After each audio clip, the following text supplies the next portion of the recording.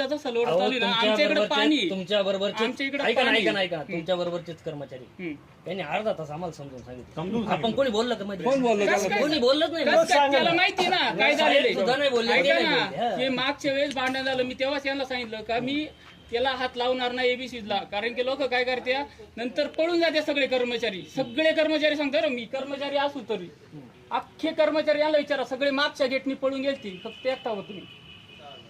तेव्हापासून सांगितलेले मी.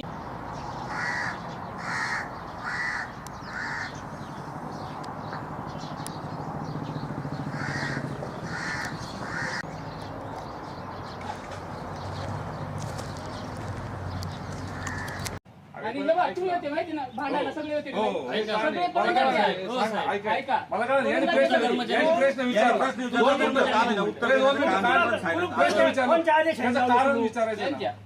शासनाचं काय नियम आहे शासनाचं? आम्हाला आदेश कोण झाला? साहेबाचा. आम्ही साहेबाचा ऐकणार आहे. साहेबांना विचारला लाईट सुरळीत चालण्यासाठी अन्याय करायचं काम नाही. आलेले होते, नक्की त्यांचा काय विषय होता? आज शेतकरी फिडर चालत नसल्यामुळे उपकेंद्र घारगाव येथे आपल्या तक्रारी घेऊन आले होते. तर त्या ठिकाणी उपकेंद्र चालत नसल्यामुळे 4 तास चालावं म्हणून आपण विभागून लाईट चालवत होतो.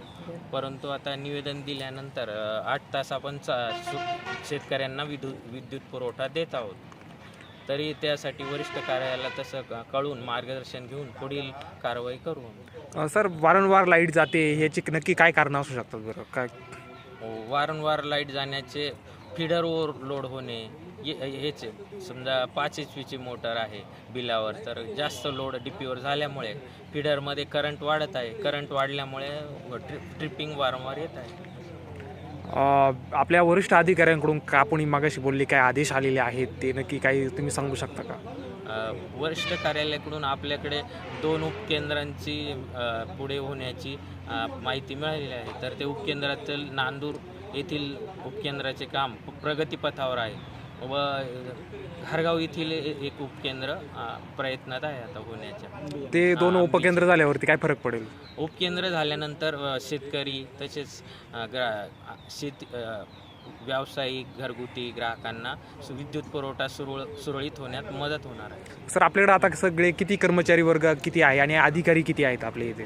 आपल्याकडे घारगाव 1 आणि घारगाव 2 असे 2 सहाय्यक अभियंता आहेत आणि कर्मचारी 10 कर्मचारी प्रत्येक सेक्शनला आहेत. सर, मला एक सांगा, घारगाव 1चे अभियंता कोण आहे आणि 2चे कोण आहे?